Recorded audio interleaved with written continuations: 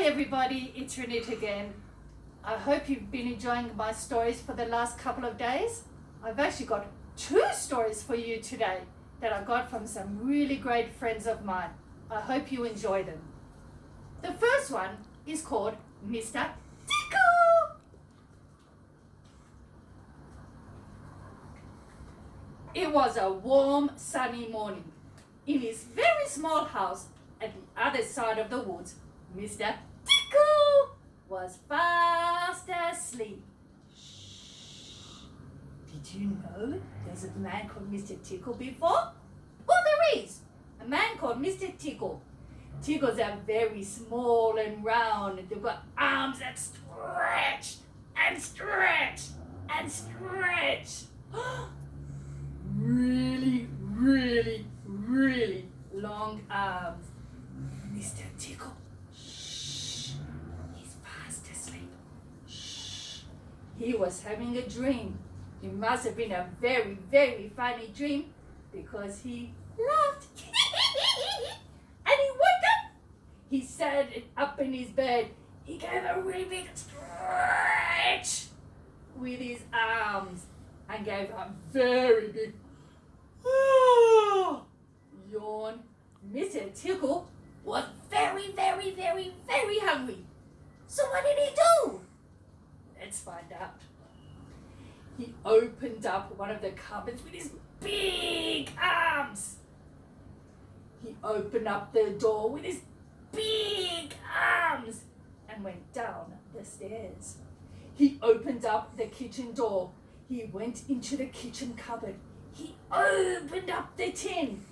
And into the kitchen he went. He took out a biscuit or a cookie. And then he went back up the stairs, up through the bedroom door and back to bed. As you can see, it's really great having long arms as long as they belong to Mr. Tickle. Mr. Tickle ate his biscuit. He looked outside his window. What did he see? Today looks very much like a tickle, tickle, tickle day. So later that morning, Mr. Tickle made his bed, cooked his breakfast, and went walking through the woods. As he walked along, he kept his eyes open wide. Can I come and tickle? Eventually, Mr. Tickle came to the school. There was nobody there. So he got up on his long, tall arms through the window, and Mr. Tickle pulled himself up and looked through the window. Inside the window, he could see lots of boys and girls, and they were sitting at their desk while the teacher wrote on the blackboard. Mr. Tickle waited a minute and climbed through the window. Mr. Tickle's arms went walking and walking, and then tickle to the teacher. The teacher jumped, and she looked and looked and looked, but nobody was there. Mr. Tickle gave a cheeky smile. He waited, and then very quietly, tickle the teacher. This time he kept on tickling and tickling and tickling the teacher, and the children were laughing. Stop it! Said the teacher. Stop it! Stop it straight away! All the children were laughing. It was a big balagan, a big mess. Eventually, Mr. Tickle thought he'd had enough fun. So he gave the teacher one more tickle. And then quietly, he went out through the window and he laughed to himself. And the teacher didn't know who was there tickling him. But Mr. Tickle knew it was him. So he went walking and walking and walking and walking. Whoa! He saw the big policeman. He was looking after the traffic. Mr. Tickle tickled him and the policeman's hands went everywhere. Oh no! He tickled the man in the mud collar. Oh no! All the apples went falling to the ground. At the train station, the man was about to tell the train, "Go please." But Mr. Tickle tickled the train man. And the train driver didn't know what to do. That day, Mr. Tickle went walking and walking and walking and tickled everybody. He tickled the doctor. He tickled the meat man. He even tickled the postman, Mr. Stamp. And all of his letters went flying down. Mr. Tickle went home. I'm very sleepy from tickling everybody today. He sat in his chair in his house. He laughed and laughed and laughed for all the people he was tickling.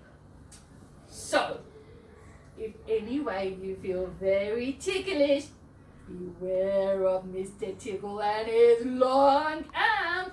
Just think, maybe he's out there while you're reading the book. Maybe he's got very, very, very long arms. And you know what he's going to come and do to you? Let's see. He's going to tickle you on it. And that's the end of Mr. Tickle. But I promised you 2 stories. And I always keep my word. Little Miss Bossy. Do you know what bossy is? I hope you don't. And I hope you're not bossy. But let's find out. On Monday, little Miss Bossy went for a walk. She met Mr. Nosy. "Where are you going?" he said. "Mind your own business," she said. That's not very nice. On Tuesday, she met Mr. Noisy. He was singing. Very noisy. "Oh, shut up," she said to him. That's a bit rude. On Wednesday, she met Mr. Happy. He had a very big smile. "Take that silly smile off your face," she said. Little Miss Bossy didn't have a lot of friends. Poor Miss Bossy. Now, little Miss Bossy didn't feel very happy. But somebody said, "We have got to stop her being bossy." All of a sudden, the wizard, whose name is Wilfred, went home thinking, how can we get Miss Bossy to stop being bossy? We need to stop this right away. When he got home, he went straight to the books and he got a big red book down from the shelf. Bring it down together. It was very dusty. He didn't use this book for a very long time. Let's see. He sat in his chair. He turned to page 304. At the top of the page was written, "How to stop people being bossy." Aha! I know what I'm going to do, said Wilfred the wizard. What do you think he's going to do? The next day, which was Thursday, little Miss Bossy and somebody, they're fast asleep. Mr. Lazy is fast asleep. "Wake up!" she said to Mr. Lazy. "Wake up!" chomping on his tummy. "Ouch! Ouch!" said Mr. Lazy. "Stop that!" Miss Bossy didn't know that Wilfred the wizard was right behind her. And he said something that no one else could hear. He said a wizardy word that he learnt from the big red book. Do you know what happened? Shall we find out?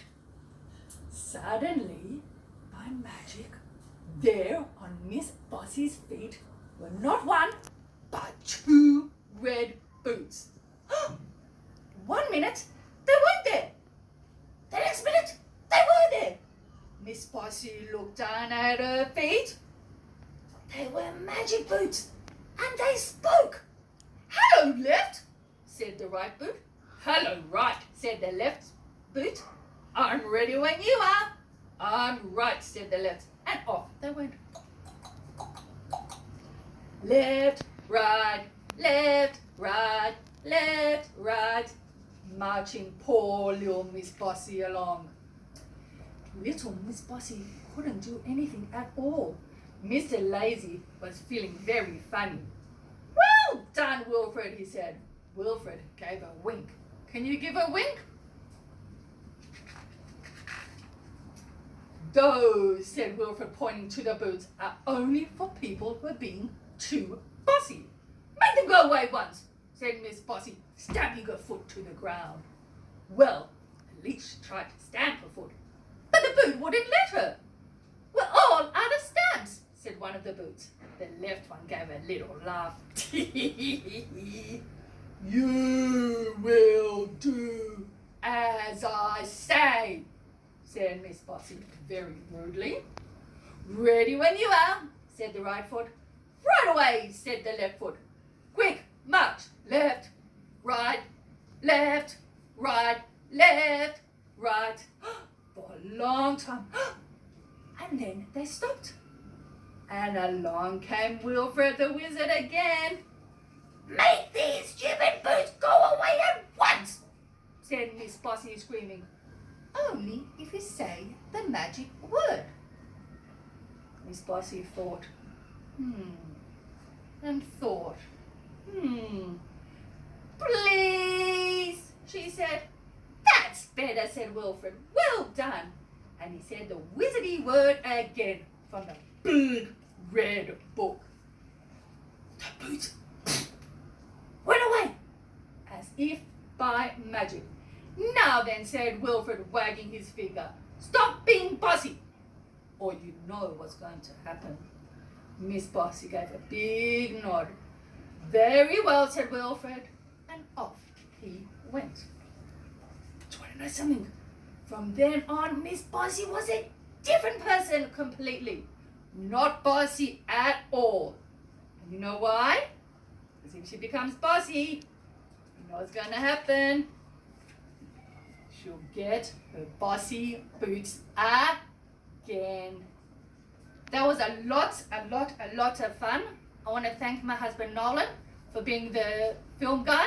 Thank you very much, Nolly. I also want to say a big reminder to the Emmas, Albers, Big Brothers, Big Sisters, subscribe to Ranid Letter. Don't forget. I hope you have a great day. Love you very much.